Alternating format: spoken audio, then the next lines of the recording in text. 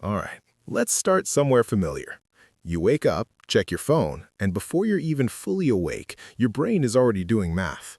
Rent, car payment, credit card minimums, subscriptions you forgot you had, groceries, gas, maybe a coffee on the way to work because honestly, you're already tired and the day hasn't even started.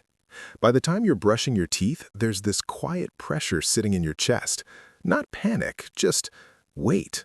Like no matter how much you earn, there's never quite enough left over. You're not reckless with money, you're not blowing it at casinos or buying yachts, you're doing what everyone told you was normal, responsible even. And yet somehow every month feels the same.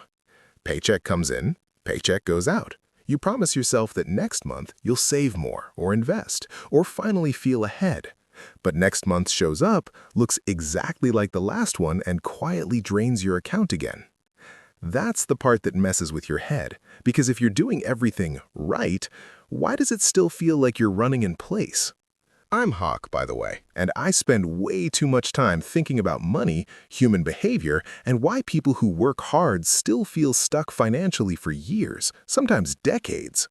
And honestly, the more I've looked at it, the more I've realized it's almost never about discipline or intelligence. It's about one invisible mistake that quietly eats about $3,000 a month for a lot of people without them ever labeling it as a mistake. And once you see it, you can't unsee it. Today, I want to talk about that mistake, not in a preachy way, not in a cancel everything and live like a monk way, but in a very human, realistic way. Because this one shift doesn't just change your budget, it changes how you think about money, stress, and what progress actually feels like. So if you've ever wondered why your income keeps rising but your life doesn't feel any lighter, stay with me. This might land closer to home than you expect. Here's the thing nobody tells you up front. The $3,000 monthly mistake isn't one bad decision. It's not a single purchase. It's not even one category. It's the baseline you've built your life around, your fixed monthly life cost. Rent or mortgage, car payment, insurance, minimum debt payments, subscriptions, phone plan, internet, utilities, maybe daycare, maybe eating out because you're exhausted. All the stuff that happens before you get to choose anything. By the time the month starts, a huge chunk of your money is already gone. And the wild part is, most people don't feel irresponsible when they set this up. It feels logical. Earn more, upgrade a little. Better apartment, safer car, nicer neighborhood. Convenience subscriptions because time feels scarce. None of it feels dumb in isolation.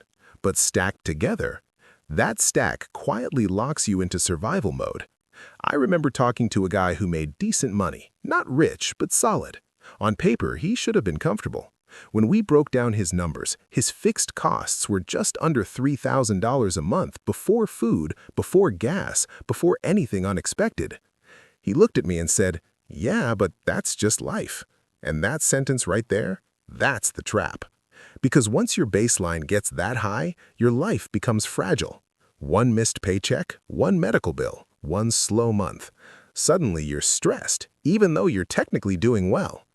This matters because wealth doesn't grow in the leftovers, it grows in margin, and margin is what this mistake destroys. Let's talk about lifestyle creep, but in a more honest way than most people do. You get a raise, maybe $500 more a month. You don't think, how do I save this? You think, okay, I can breathe a little. Maybe you move to a slightly better place, or upgrade your car, or start saying yes to things you used to say no to. Nothing dramatic, just small comforts. And for a while, it feels great. You feel like you're finally catching up, like you deserve this, because honestly, you do work hard. But here's the problem. Lifestyle creep doesn't feel like excess, it feels like relief. And relief is addictive. So every raise gets absorbed, every bonus gets pre-spent. Your life expands to your income and your savings stay stuck at zero. Or worse, they look okay but never grow fast enough to change anything meaningful. Why does this matter? Because when your expenses rise with your income, income stops being a solution. You're not building a life, you're just upgrading your cage. The takeaway here is uncomfortable but powerful. You don't need to cut joy, you need to cap your baseline. Decide what your boring life costs, the version of your life that runs if nothing exciting happens. Keep that number lower than your income on purpose. That gap? That's where freedom lives. Now let's talk about the car, because yeah, we have to. Cars are sneaky. They don't feel like a $3,000 mistake because they show up as 400 here, 600 there. Payment, insurance, gas, maintenance, repairs you didn't plan for but somehow always happen. I've met so many people who say, I'm not a car person, and then they're driving a vehicle that eats 15% of their income every month. Why? Because the monthly payment felt manageable. That's how the system gets you. Nobody asks, can you afford this car? They ask, can you afford this payment? And when you say yes, your future cash flow says no, quietly every single month. Cars matter because they're depreciating. You're locking future income into something that loses value while draining flexibility.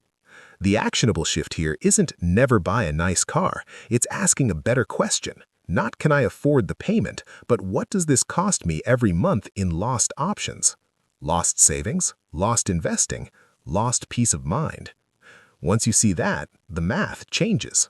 Another piece of the $3,000 mistake is subscriptions and convenience spending. This one's sneaky because each thing is small. $10, $15, $25. Delivery fees, streaming services, apps you meant to cancel, subscriptions tied to a free trial you forgot about. Individually, they don't matter. Collectively, they become a quiet tax on your future. But here's the real issue. Convenience spending trains you to solve discomfort with money instead of systems. Tired? Order food. Bored? Buy something. Stressed? Upgrade something. None of this makes you a bad person. It makes you human. The problem is when your baseline includes convenience as a necessity instead of a treat. Why this matters is simple. Money used to remove small friction can't remove big friction later. You're trading long-term ease for short-term relief. The takeaway is, pick a few conveniences that actually improve your life. Ruthlessly cut the rest. Not to punish yourself, but to reclaim control. Now let's talk about debt minimums, because this is where a lot of people bleed silently. Credit cards, personal loans, buy now, pay later. Each minimum feels harmless, but together they become a permanent monthly drain. Debt minimums are dangerous because they normalize stagnation. You're paying, but you're not progressing. The balance barely moves, the stress never leaves. And psychologically, it keeps you focused on survival, not growth. Why this matters is big. You can't build wealth while dragging yesterday behind you every month. The action step here isn't extreme. Pick one debt, just one. Focus everything extra on killing it. Not because debt is evil, but because margin is powerful. Every debt you remove lowers your baseline, and lowering your baseline is how you win. Here's a quieter one that doesn't get talked about enough. Your environment, where you live, who you're around, what's considered normal in your circle. If everyone around you is stretched, being stretched feels fine. If everyone's upgrading constantly, staying put feels like failure. I've seen people move to cheaper places, drive paid-off cars, and feel embarrassed, not because it was wrong, but because it didn't match the script they were handed. Your environment matters because it shapes your spending without asking permission. The takeaway is, be intentional about whose normal you're living inside. Choose long-term calm over short-term approval. Now let's zoom out for a second. The $3,000 mistake isn't about money. It's about building a life that consumes all your energy before you get a chance to aim it. When your baseline is high, you can't take risks, you can't say no, you can't breathe. When your baseline is low, even average income feels powerful. That's the shift. You don't get rich by making more, you get rich by keeping margin while you make more. So, what do you actually do with this? You audit your baseline, not emotionally, not defensively, just honestly. What does it cost for your life to simply exist for 1 month? Then you ask one question. If I lost my income for 3 months, what would break first? That answer shows you exactly where the mistake lives. You don't need to fix everything, just one thing. Lower your baseline by a few hundred, then a few more. Progress compounds. Let's land this gently. If you're stuck right now, it's not because you're lazy. It's not because you're bad with money. It's because the system you built is heavy. And heavy systems don't move fast. The good news is you don't need a new personality. You need a lighter structure. Lower your baseline, protect your margin, let your money work for you instead of against you. You don't have to change everything today. Just see the mistake clearly. Once you see it, you're already ahead. And honestly, that's how it starts.